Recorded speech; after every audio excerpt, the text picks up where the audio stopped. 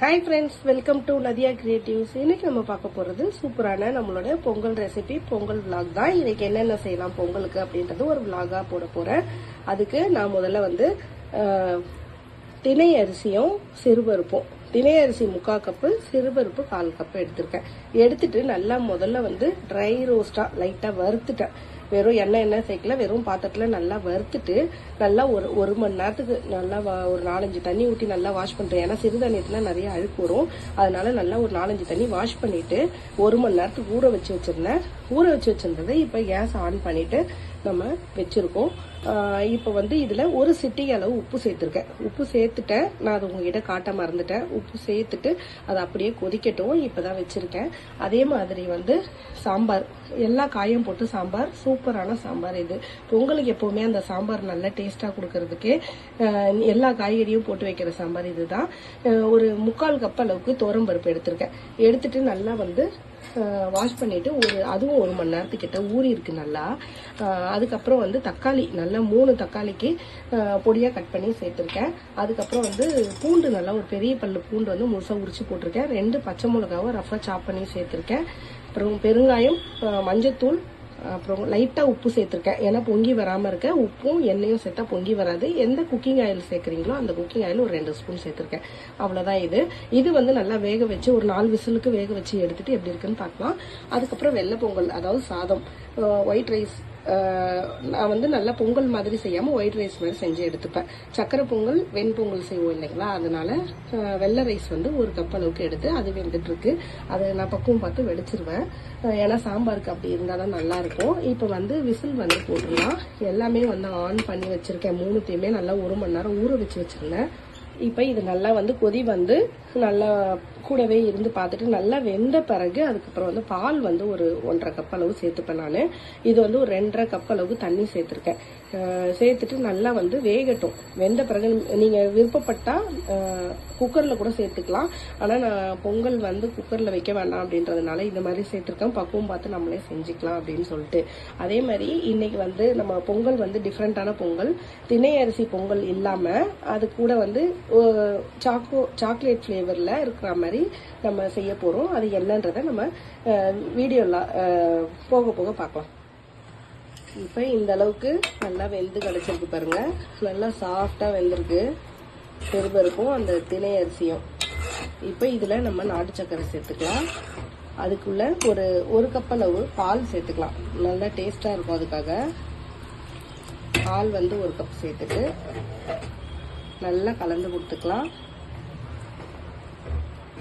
நல்லா பால்லேயே கொஞ்சம் நேரம் வேகட்டும். ஒரு 2 நிமிஷம் வெந்த பிறகு நம்ம நாட்டு சக்கரை வந்து சேர்த்துக்க போகிறோம். நம்ம ஒரு பக்கம் வந்து சாம்பார் வைக்கிறதுக்கு பருப்பு வேக வச்சாச்சு. வெள்ளை பொங்கல், அதாவது வெள்ளை சாதம் வடித்து வச்சாச்சு. கருணக்கிழங்கு எடுத்து நல்லா தோல் சீவி இந்த மாதிரி கியூபாக கட் பண்ணி நான் வந்து இந்த மாதிரி தண்ணியில் போட்டு வேக வச்சு ஒரே ஒரு கொதி தான், ரொம்ப வேகக்கூடாது, கொலன்னு வேகக்கூடாது, லைட்டாக கொஞ்சம் இந்த மாதிரி இருக்கிற மாதிரி வேகணும்.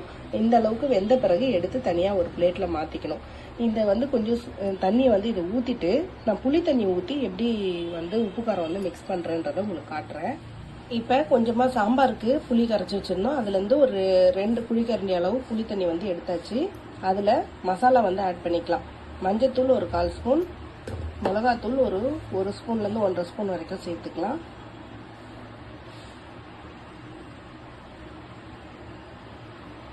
சால்ட், உப்பு இதுக்கேற்ற அளவு ஒரு 1/4 ஸ்பூனுக்கு தேவையான அளவு சேர்த்துக்குங்க. சேர்த்துட்டு இதை எல்லாத்தையும் நல்லா மிக்ஸ் பண்ணிக்கலாம். இப்போ இது நல்லா வந்து மிக்ஸ் பண்ணிவிட்டு இந்த உப்பு காரம்லாம் நல்லா கரையிற மாதிரி நல்லா கலந்து கொடுத்துட்டு இந்த கொஞ்சம் ஒரு 2 நிமிஷம், அதாவது 5 நிமிஷம் அளவுக்கு நம்ம வேக வச்சிருந்த இந்த கருணக்கிழங்கு வந்து இதில் சேர்த்துட்டு இதை நல்லா கலந்து கொடுத்துட்டு ஸ்டவ்வில் வச்சுக்கலாம். ஸ்டவ்வில் வச்சுட்டு நல்லா ஒரு 5 நிமிஷம் நல்லா கொதிக்க வச்சிங்கன்னா அது ஆட்டோமேட்டிக்காக வந்து உங்களுக்கு ஒன்று போல் திக்காய் கிடைக்கும். அதாவது ஸ்டவ் ஆன் பண்ணி வச்சுட்டு இப்படி வந்து நீங்கள் இந்த மசாலா தண்ணியோட இப்படி கலந்து கொடுத்துட்டே இருந்தீங்கன்னா திக்காயி நல்லா சேர்ந்து ஊறி கிடைக்கும். இந்த ப்ராசஸ்ல செஞ்சு பாருங்க. உள்ள வரைக்கும் நல்லா காரம் ஊறி நமக்கு சூப்பரா கிடைக்கும்.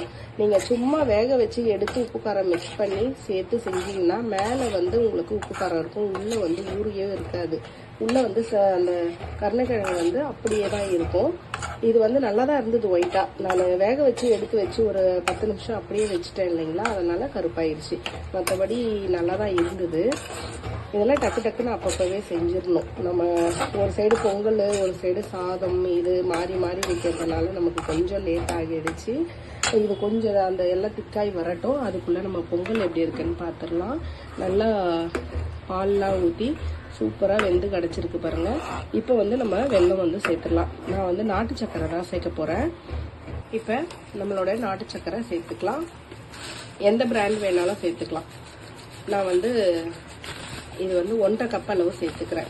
நான் 3/4 கப் அளவுக்கு அந்த திணை அரிசியும் 1/4 கப் அளவுக்கு சிறுபருப்பும் சேர்த்துருக்கேன். நீங்கள் வந்து விருப்பப்பட்டால் 1.5 கப்பு இல்லை 2 கப்பு வரைக்கும் சேர்த்துக்கலாம். ரொம்ப ஸ்வீட் வேணுன்றவங்க 2 கப் சேர்த்துக்குங்க. நார்மல் ஸ்வீட் போதுன்றவங்க 1.5 கப் சேர்த்துக்குங்க. சேர்த்துட்டு இதை நல்லா கலந்து கொடுத்துக்கலாம். இப்போ நாட்டு சக்கரை சேர்த்து நல்லா வந்து வெல்லம் கரைஞ்சி நல்லா வர வரைக்கும் நல்லா கொதிச்சு வரட்டும். அது வரைக்கும் இது நல்லா வந்து நம்ம இது பண்ணிக்கலாம். இப்போ இதில் வந்து பாருங்க, உங்களுக்கே நல்லா தெரியும், நல்லா திக்காய் கிடைக்கும். இந்த அளவுக்கு வச்சு நல்லா திக்காய் கிடைக்கும் போது ஆஃப் பண்ணிடுங்க. ஆஃப் பண்ணிட்டு அப்படியே கோட்டிங்காக இருக்கும். கோட்டிங்காக இது முடியும் போது உங்களுக்கு நல்லா சூப்பராக கிடைக்கும். பாருங்க, உங்களுக்கே தெரியும். இப்போ நம்மளோட சூப்பரான அந்த கருணைக்கிழங்கு மசாலா வந்து ரெடி ஆயிடுச்சு பாருங்க. இந்த அளவுக்கு நல்லா திக்கான பிறகு ஆஃப் பண்ணிடலாம். ஆஃப் பண்ணிட்டு கொஞ்சம் ஆறட்டோன்னு நம்ம சப்பாத்தி கல்லை வச்சு நம்ம மீன் வறுப்போம் இல்லைங்களா, அந்த மாதிரி வறுத்து எடுத்துட்டிங்கன்னா நம்மளோட சூப்பரான கருணைக்கிழங்கு ஃப்ரை ரெடி ஆகிடும். இப்போ இது நல்லா வெந்து கிடைக்கட்டும். நல்லா வெள்ளம்லாம் கரைஞ்சி கொஞ்சம் ஒன்றா போல் நல்லா வெந்து கிடைச்ச பிறகு நம்ம நெய் வந்து முந்திரி தாளித்து நம்ம ஏலக்காய் தூள் சேர்த்து இறக்க வேண்டியதுதான். ஒரு 5 நிமிஷம் நல்லா கொதிக்கட்டும். கொதிச்ச பிறகு எப்படி இருக்குன்னு பார்க்கலாம். இப்போ இது நல்லா காஞ்சிருக்கு பாருங்க. இந்த சமயத்தில் நான் வந்து ஒரு கடாயில் நெய் வந்து நல்லா தாராளமாக சேர்த்துக்குங்க. அப்போ தான் நல்லா டேஸ்ட்டாக இருக்கும் இந்த சக்கரை பொங்கல். இதுக்கு திராட்சையும் முந்திரியும் சேர்த்து நல்லா பொன்வரூலாம் வறுத்து நம்ம சேர்த்துக்கலாம். அது கூட அது நல்லா பலூன் மாதிரி உப்பி வரணும் திராட்சை. அதுக்குள்ளே நம்ம ஏலக்காய் தூள் வந்து லைட்டாக சேர்த்துக்கலாம். சேர்த்துட்டு இதை வந்து லைட்டாக இப்படி கலந்து கொடுத்தீங்கன்னா நம்மளோட சூப்பரான பொங்கல் ரெடி ஆயிடுச்சு. இதில் ஒரே ஒரு சீக்ரெட்டான பொருள் மட்டும் நம்ம ஆட் பண்ண போகிறோம். அது என்னன்றதை நான் இப்போ சொல்கிறேன். இப்போ இதில் நம்ம 5 ரூபா பூஸ்ட் பாக்கெட் இருக்கு இல்லைங்களா, இது வந்து ஒரு 2 to 3 பாக்கெட் உங்களுக்கு எவ்வளோ அந்த ஃப்ளேவர் பிடிக்குதோ அந்த அளவு வந்து நம்ம சேர்த்துக்கலாம். நான் வந்து 2 பாக்கெட் தான் சேர்த்துக்கிறேன். அது சாக்லேட் ஃப்ளேவர் வரும், அதுக்காக நான் பூஸ்ட் வந்து சேர்த்துக்கிறேன். இது ரொம்ப டேஸ்டியாக இருக்கும். ட்ரெண்டிங்கான இந்த பொங்கலை வந்து கண்டிப்பாக வந்து செஞ்சு பாருங்கள், மிஸ் பண்ணாமல். இது வந்து திணையில் மட்டும் இல்லை, சாமை, குதிரைவாளி, அப்புறம் அந்த மாதிரி சிறுதானிய ஐட்டத்துலேயும் நம்ம செய்யலாம். நார்மல் பொங்கல்லையும் இந்த பூஸ்ட் பாக்கெட்டை வந்து போட்டு செஞ்சிங்கனாலும் நல்லாயிருக்கும். பச்சரிசி நம்ம சிறுபரு போட்டு செய்கிற அந்த பொங்கல்லையுமே வந்து கூட நல்ல டேஸ்ட்டாக இருக்கும். இந்த ஏலக்காய் ஃப்ளேவரும் இந்த சாக்லேட் ஃப்ளேவரும் சேர்ந்து நமக்கு வாசமே ரொம்ப சூப்பராக இருக்குது. இந்த நெய் நல்லா தாராளமாக விட்டு சேர்க்கும் போது நல்லா இந்த பொங்கலோடைய ஃப்ளேவர் நல்லா எடுத்து கொடுக்குது. இதே மாதிரி நீங்களும் செஞ்சு பாருங்கள். கண்டிப்பாக செஞ்சு பார்த்துட்டு கமெண்டில் எப்படி இருக்குன்னு சொல்லுங்கள். இப்போ நம்ம அடுத்து இதில் வந்து என்ன செய்ய போகிறோம் அப்படின்னா பார்த்தீங்கன்னா எண்ணெய் ஊற்றி வச்சுருக்கேன். அதில் வந்து நம்ம இந்த கருணைக்கிழங்கு வந்து மீன் வறுக்கிற மாதிரி வறுத்து எடுத்துக்க போகிறோம். எங்கள் ஹஸ்பண்டுக்கு இது ரொம்ப பிடிச்சிடுச்சு. அடிக்கடி கேட்பாங்க. ஆனால் எனக்கு ஆஃபீஸ் போகிறதுனால செய்யவே டைம் இல்லாததுனால நான் செய்யறதே இல்லை. இன்னைக்கு பொங்கல் அதிகமாக ஒரு பிடிச்ச டிஷ்ஷாக செய்யலாம் அப்படின்னு சொல்லிட்டு நான் இதை செய்ய ஆரம்பிச்சிருந்தேன். இப்போ இது எல்லாத்தையும் இதே மாதிரி அடிக்கிட்டு எப்படி இருக்குன்னு பார்க்கலாம். இப்போ இந்த அளவுக்கு நல்லா ரோஸ்ட் ஆயிருக்கு. இதை ஒரு கிண்ணத்துக்கு மாற்றிக்கலாம். நல்லா வறுத்து எடுத்தாச்சு மீன் வறுக்கிற மாதிரி. இப்போ இது ரெடி ஆயிடுச்சு. அடுத்து சாம்பார் வந்து ரெடி பண்ணிக்கலாம். பருப்பு வேக வச்சது எடுத்து ரெடி பண்ணி வச்சாச்சு. அது தாளிப்புக்கு ஒரு கடாயில் தேவையான அளவு எண்ணெய் ஊற்றி வச்சுருக்கேன். அதில் கடுகு, வெந்தயம், சீரகம், காஞ்ச மிளகாய், கருவேப்பிலை, தாளிப்பு வடகம் இது எல்லாத்தையுமே சேர்த்துக்கலாம். இது கூட கொஞ்சமாக பெருங்காயம், ஏற்கனவே கட்டி பெருங்காயம் நான் வந்து பருப்பு வேக வைக்கும் போதே ஒரு துண்டு சேர்த்துருக்கேன். சாம்பாருக்கு எப்போவுமே பெருங்காயம் தான் ரொம்ப டேஸ்டாகவே இருக்கும். அதனால் கொஞ்சம் கூடுதலாகவே சேர்த்துப்பேன் நான் எப்போவுமே. ரொம்ப நல்லதும் கூட இல்லைங்களா, அதனால். இப்போ இது நல்லா வதக்கியாச்சு. இதுக்கு ஒரு கரண்டி அளவு வெங்காயம், நல்லா ஒரு 1.5 கரண்டி குழிக்கரண்டி அளவு வெங்காயம் சேர்த்துட்டாச்சு. சேர்த்துட்டு இதை நல்லா வதக்கிக்கலாம். இப்போ வெங்காயம் கொஞ்சம் வதங்கிருக்கு. இந்த சமயத்தில் நம்ம கட் பண்ணி வச்சுருந்த காய்கறிலாம் சேர்த்துக்கலாம்.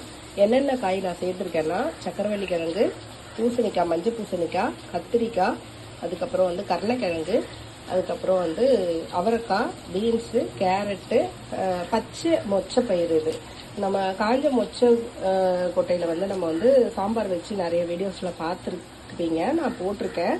ஆனால் இது வந்து நம்ம அந்த தோலோட முழுசாக இருக்கும் இல்லைங்களா, அந்த தோலை பிரிச்சுட்டு உள்ளேருந்து எடுத்த அந்த பச்சை மொச்சையோட மொச்சப்பயிறு. இதெல்லாமே சேர்த்து நம்ம சாம்பார் வைக்க போகிறோம். எல்லா காயுமே இதில் சேர்த்துக்கலாம். பொங்கலுக்கு இதுதாங்க ஸ்பெஷலு.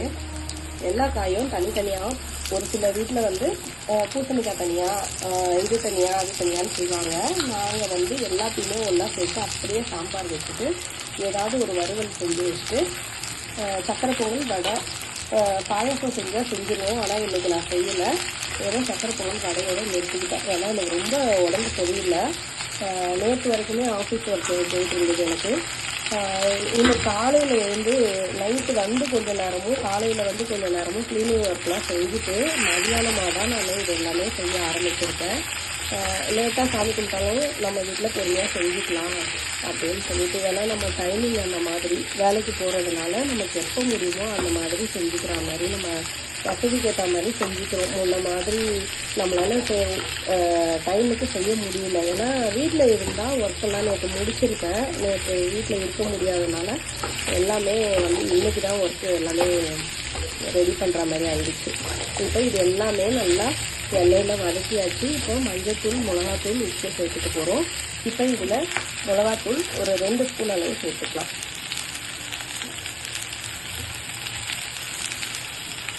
மஞ்சள்தூள் ஒரு 1/4 ஸ்பூன் அளவு சேர்த்துக்கலாம். உப்பு, கல்லுப்பு வேணாலும் சேர்த்துக்குங்க. நான் வந்து தூள் உப்பு சேர்த்துக்கிறேன். ஏற்கனவே பருப்பு வேக வைக்கும்போது கொஞ்சம் உப்பு சேர்த்துருக்கேன். அதனால் நம்ம பார்த்துட்டு அதுக்கப்புறமா தேவைப்பட்டால் சேர்த்துக்கலாம். இது எல்லாத்தையுமே நல்லா சேர்த்தாச்சு. இப்போ புளி வந்து நல்லா கரைச்சி வச்சிருந்தேன். அந்த புளி தண்ணியை வந்து இதில் சேர்த்துக்க போகிறோம். அவ்வளோதான். இது கொதிச்சுதுன்னா நம்மளோட சாம்பார் ரெடி.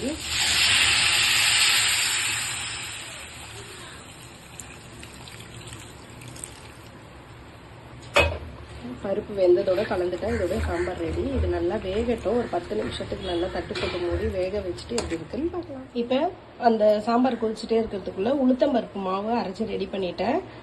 உளுத்தம்பருப்பு வந்து 2 கப் அளவுக்கு உளுந்து எடுத்து நல்லா வந்து ஊற வச்சு வச்சுருந்தேன். ஒரு ஊர்லேருந்து 1.5 மணி நேரம் கிட்டத்தட்ட ஊற வச்சுருந்தேன். அதுலேயே வந்து ஒரு 3 பச்சை மிளகா, ஒரு சின்ன துண்டு இஞ்சி தோல் சீவிட்டு, அது கூட பெருங்காயம், உப்பு, இது 4த்தையுமே சேர்த்தே அரைச்சிட்டேன். ஏன்னா பச்சை மிளகா வந்து நம்ம அரிஞ்சு போட்டோம்னா பிள்ளைங்க வந்து சாப்பிடும்போது ரொம்ப பிடிக்காம வாய்க்கு காரம் பட்டாலே கத்துவாங்க. அதுக்காக நான் அரைச்சே போட்டுட்டேன். அதுக்கு நல்லா ஒரு 4 மீடியம் சைஸ் வெங்காயம் எடுத்து நல்லா பொடியாக கட் பண்ணி வச்சுருந்ததை எடுத்து இதில் சேர்த்துக்கலாம். எல்லா வெங்காயமும் சேர்த்துட்டு நல்லா கலந்து கொடுத்துக்கலாம். இதை கலந்துட்டு எப்படி இருக்குன்னு பார்க்கலாம். இது ரெடி ஆகிறதுக்குள்ளே நம்ம சாம்பாரும் ரெடி ஆயிடுச்சு. இப்போ பார்த்தீங்கன்னா இது நல்லா காயெல்லாம் வெந்து கிடச்சிருக்கு. நம்ம இப்போ தக்காளி வந்து இதுலேயே போட்டதுனால நம்ம வதக்கும் போது போடலை. இதுலேயே நல்லா வெந்துருச்சு பாருங்க தக்காளி, பச்சை மிளகாலாம். அதனால் இப்போ வந்து நம்ம இந்த இதை எடுத்து அப்படியே இதில் ஊற்றிட போகிறோம். ஊற்றிட்டு எப்படி இருக்குன்னு பார்க்கலாம். இப்போ சாம்பாருக்கு நல்லா கை நிறைய கொத்தமல்லி பொடியை கட் பண்ணி அலசி வச்சிருந்த கொத்தமல்லி எடுத்து சேர்த்துக்கலாம். நல்லா சூப்பரான நம்மளோட காயெல்லாம் போட்ட கதம்ப சாம்பார் ரெடி ஆயிடுச்சு. பொங்கல் சாம்பார் இது. பொங்கல் ஸ்பெஷல், தை பொங்கல் சாம்பார் அப்படின்னு கூட இதுக்கு சொல்லலாம். இது மற்ற நாள்லாம் வச்சா இந்த டேஸ்ட்டும் இந்த இதுவும் கிடைக்காது. அந்த தை பொங்கலுக்கு மட்டும்தான் இந்த டேஸ்ட்டு இந்த இதெல்லாம் கிடைக்கும். சூப்பரான நம்ம சாம்பார் ரெடி ஆகிட்டு இருக்கு. ஸ்லோவில் வச்சு ஒரு 5 நிமிஷம் நல்லா கொதிக்கட்டும். கொதிச்ச பிறகு நெய் ஊற்றி ஆஃப் பண்ணிங்கன்னா சூப்பரோட நம்மளோட சாம்பார் ரெடி ஆகிடும். அதே மாதிரி இதில் பார்த்தீங்கன்னா கொஞ்சமாக கொத்தமல்லி பொடியாக கட் பண்ணி வச்சுருந்த கருவேப்பிலை இப்போ நல்லா வந்து பீட் பண்ணணும். நல்லா வந்து மாவு வந்து ஃப்ளஃபியாக வர அளவுக்கு நல்லா வந்து வடைக்கு எப்போவுமே வந்து நல்லா அடித்து கொடுத்து கலந்து கொடுத்தீங்கன்னா நம்மளுக்கு வடை வந்து ரொம்ப சாஃப்டாக நல்லா மேலே மொறுன்னு உள்ள சாஃப்டாக நல்லா டேஸ்டியாக கிடைக்கும். அதனால நான் அந்த மாதிரி நல்லா வந்து கலந்து கொடுத்துட்டு நல்லா வந்து இது பண்ணிவிட்டு இப்போ இனிமே வந்து வடை போடுறது எப்படின்றத பார்த்துடலாம். அதுக்குள்ளே இப்போ நம்மளோட சாம்பார் ரெடி. இப்போ நம்ம வடையை சுட்டுட்டோம்னா சாமியை கும்பிட வேண்டியதுதான். எல்லா வேலையும் ஆயிடுச்சு. வடையும் சுட்டுட்டு அதே மாதிரி அப்பளமும் பொரிச்சு எடுத்துட்டு நம்மளோட சூப்பரான பொங்கல் ரெசிபி முடிஞ்சிருச்சு. இன்னைக்கு இதுதான் நம்மளோட விலாக். சூப்பரான சாம்பார் ரெடி ஆயிடுச்சு. இப்போ கேஸை ஆஃப் பண்ணிடலாம். அடுத்து வந்து ஒரு காலி ஒரு கடாயை வந்து அடுப்பில் வச்சுருக்கேன். எண்ணெய் ஊற்றிக்கலாம். வடைக்கு தேவையான அளவு எண்ணெய். இப்போ எண்ணெய் நல்லா காஞ்சிருக்கு. இந்த சமயத்தில் நம்ம அப்பளம் பொரிச்சு எடுத்துக்கலாம்.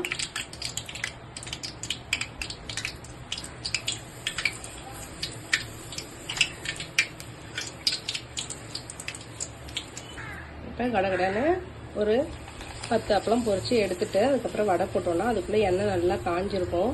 அதனால் இப்போ அப்பளம்லாம் பொரிச்சு எடுத்தாச்சு இந்த டப்பாவில். இப்போ வந்து வடை வந்து நம்ம போட்டு எடுத்துக்கலாம். நல்லா தண்ணியில் கை நனைச்சிட்டு இந்த அளவுக்கு இப்படி எடுத்து இப்படி திரட்டி இப்படி நல்லா ஹோல்ஸ் போட்டு இப்படி எண்ணெயில் இறக்கிட்டிங்கன்னா நம்மளோட வடை வந்து ரெடி ஆகிடும். அதே மாதிரி எல்லா வடையும் போட்டுட்டு எப்படி இருக்குன்னு பார்க்கலாம். இப்போ வடை நல்லா செவந்து இருந்திருக்கு. திருப்பி போட்டிருக்கேன். அதே மாதிரி நல்லா 2 பக்கமும் செவுக்க வச்சு எடுத்தீங்கன்னா நம்மளோட சூப்பரான வடை வந்து ரெடி ஆகிடும். இதே மாதிரி நீங்களும் செஞ்சு பாருங்கள். செஞ்சு பார்த்துட்டு இதே மாதிரி சக்கரை பொங்கல் வடை, அதாவது பூஸ்ட் சக்கரை பொங்கல் அதெல்லாம் செஞ்சுட்டு எப்படி இருக்குன்னு கண்டிப்பாக கமெண்ட் எப்படி இருக்குன்னு சொல்லுங்கள். உங்களுக்கு பிடிச்சிருந்தா லைக் பண்ணுங்கள், ஷேர் பண்ணுங்கள், கமெண்ட் பண்ணுங்கள், சப்ஸ்கிரைப் பண்ணுங்கள். பக்கத்தில் பெல் ஐக்கான் பட்டனை ப்ரெஸ் பண்ண மறந்துடாதீங்க. தேங்க்யூ.